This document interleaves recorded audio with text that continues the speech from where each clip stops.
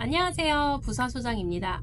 요즘 저희 부동산에 서울원 아이파크 청약 넣어 말어 이걸로 상담 많이들 하세요. 그래서 이제 제가 완전한 전문가는 아니기 때문에 부동산 전문가 분들의 의견을 열심히 듣고 정리를 좀 해봤습니다. 그래서 오늘은 서울원 아이파크의 장점, 단점, 그리고 이 가격이 적정한지를 좀 판단해 보려고 합니다. 일단 서울원 아이파크의 장점은 첫 번째는 없던 게 생긴다죠. 이 규모는 동부권에서 이제 최대 규모라고 해요. 그래서 이 안에 서울 현대산업개발 본사, 그리고 서울 아산병원 건강검진센터, 그리고 5성급 호텔, 그리고 아이맥스 영화관, 아이파크몰 이렇게 들어올 예정이라고 해요. 물론 그 외에도 들어올 것들이 굉장히 많고 어쨌든 이제 없던 것들이 굉장히 많이 생기니까 굉장히 큰 장점이라고 생각이 듭니다. 두 번째는 GTX 신호선이 광운대역에 정차를 하고 서울원 아이파크에서 2분이면 자차로 진입 가능한 동부간선 도로가 지하화 공사가 착공이 됐죠. 그래서 GTX 신호선 동부간선 도로를 생각해 본다면 강남 접근성이 훨씬 더 용이해질 예정이에요. 세 번째는 신축이라는 것이 큰 장점이죠. 서울은 공급도 부족하고 신축도 굉장히 귀해요. 특히 요즘에는 주거 트렌드가 많이 바뀌고 있는 것 같아요. 신축의 이 편리함과 쾌적함을 굉장히 선호하는 트렌드가 강해지고 있거든요. 그래서 역시 여기도 신축이기 때문에 각광받지 않을까라는 생각이 듭니다. 그리고 네 번째는 여기는 전매 제한이 1년이에요. 분양이 돼서 내가 당첨이 되면 1년 동안은 못 팔지만 1년 있다가는 분양권 상태로도 매매가 가능합니다. 그렇기 때문에 내가 자금 조달을 하거나 입주할 때까지의 이 부담감은 조금 사라질 수도 있겠죠. 그리고 재당첨 제한도 없고, 그리고 유주택자도 가능합니다. 추첨제를 조금 늘렸어요. 이것 또한 장점이 될 거고요. 다섯 번째는 이게 현대산업개발에 사원이 걸려있는 문제라고 저는 생각이 들어요. 현재 대대적으로 이 서울원 아이파크에 대한 광고도 많이 하고 있지만 이 부지는 이제 현대산업개발에서 직접 매매를 한 땅이란 말이에요. 그러면 본인이 그 돈을 들여서 산 땅에 아무거나 짓지는 않을 것 같다는 생각이 들어요. 그리고 동부권에서 굉장히 주목을 받고 있기 때문에 역시 현대 아이파크에서 대충대충 하지는 않을 거라는 생각이 듭니다. 자, 그럼 우리 단점을 한번 얘기해 보도록 해요. 첫 번째는 일단은 교통이에요. 교통은 장점이자 단점인 것 같아요. GTX 신호선하고 동부간선도로 지하화의 경우는 사실 이제 착공 연도는 정해져 있지만 조금 미뤄질 가능성이 있다. 그래서 얘가 역시 단점이 될 수도 있고요. 그러니까 사실 여기는 GTX나 동부간선도로가 아니면 교통은 사실 그렇게 좋은 편은 아니죠. 그리고 두 번째는 소음입니다. 여기 이제 지하철 같은 경우는 지상철이라고 해서 지상으로 이제 지하철이 다니고 있기 때문에 이 소음도 역시 무시하지 못할 거라는 생각이 듭니다. 그리고 이제 세 번째는 학군이에요. 월계동이 이제 학군이 사실 좋은 편은 아니잖아요.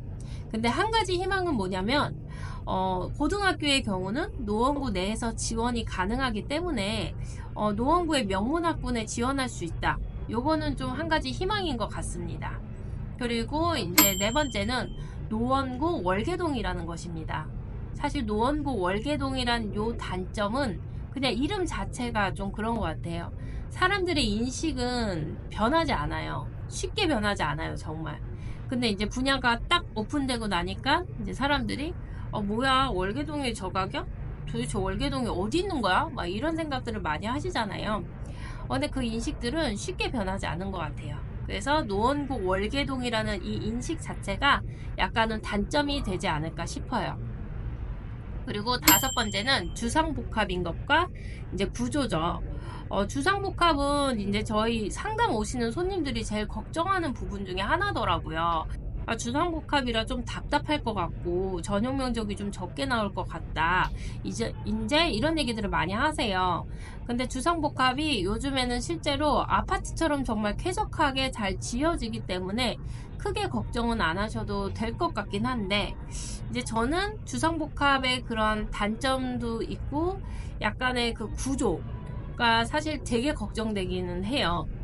현대산업개발에서 그 분양 공고를 냈을 때 그 구조를 왜 같이 오픈을 안 했는지 저는 조금 의아하기도 했거든요. 약간 자신 없는 부분이었나? 이런 생각도 그냥 개인적으로 들기도 했고. 근데 이제 소문에 의하면 59제곱미터가 방 2개라는 소문도 좀 있더라고요. 근데 사실 우리가 둔촌주공을 참고로 생각해 보시면 둔촌주공도 처음에 이제 그 구조가 나왔을 때 말이 정말 많았어요. 이게 뭐냐 막 해서 기사에 나올 정도였는데, 그렇지만 둔촌주공은 흥행하고 성공했단 말이에요. 그래서 구조가 그렇게 나쁘지 않으면 성공은 하겠지만, 사실 구조가 이 주상복합이기 때문에 전용 면적이 너무 적게 빠지고, 그리고 방이 2개인데 뭐 거실에 알파룸으로 만들 수 있는 공간조차 없을 정도로 이제 구조가 나와버리면 이거는 정말 치명적인 단점이 되지 않을까 생각을 합니다. 이거는 근데 정말 모델하우스로 오픈해봐야 알겠죠. 그럼 이제 가격을 좀 비교해 볼게요. 여기가 분양가가 9평 기준으로 12억에서 14억 정도가 나왔어요. 근데 이제 전문가분들은 여기 비교하는 단지들이 이제 기름뉴타운의 신축 아파트, 그리고 이문뉴타운 신축, 그리고 장이뉴타운 신축보다는 조금 가격이 높을 거고, 그리고 청량리에 있는 아파트보다는 조금 낮은 가격으로 책정이 될 거다, 이런 얘기를 하셨어요. 현재 기름뉴타운의 신축인 롯데캐슬 클라시아의 경우는 시세가 14억에서 15억 정도 되고요. 이문뉴타운의 레미안 라그랜드는 10억에 분양을 해서 지금 시세는 13억 정도 되고, 장이뉴타운의 이제 대장이 될 자이는 지금 현재 13억의 시세에 있습니다. 그리고 청량리 주상복합은 17억 정도예요. 그러니까 비교되는 단지들에 비해서는 가격이 되게 센 거는 아닌 것 같아요. 그리고 이제 청량리랑 비교를 했는데, 사실 청량리 정도까지는 가기에는 아직 좀 멀은 것 같아요. 아직도 노원구 월계동이라는 인식이 있기 때문에 이 노원구 월계동이 진짜 천지개벽한 모습을 보여줄 때까지는 시세는 이제 청량리보다 조금 낮은 게 아니라 조금 차이는 나지 않을까, 이런 생각을 해봅니다. 그런데 분양가는 굉장히 상대적이에요. 내 수준에서 봤을 때 비싸다고 느껴지는 경우가 많기 때문이에요. 물론 저도 비싸다고 생각은 듭니다. 그런데 만약 여러분들이 이제 주변 아파트나 뭐 인근에서 분양가가 나오거나 아니면 매매 실거래가가 떴을 때, 와, 이거 진짜 거품이다, 말도 안 돼 라고 생각이 드신다면 정말 이 분양가는 비싸다고 생각이 드실 거예요. 근데 우리가 잘 생각해보면, 우리가 분양 사업을 만약에 한다고 하면 미분양 나고 싶지 않잖아요. 웬만하면 흥행에 성공해야지 내 명예도 살고 돈도 남을 거 아니에요. 그래서 이 가격 자체가 허무맹랑한 가격은 아닐 거라는 생각이 듭니다.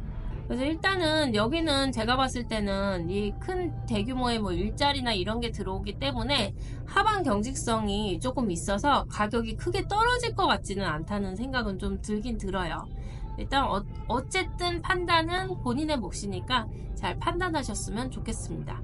그러면 다음에 또 뵙겠습니다. 감사합니다. 안녕.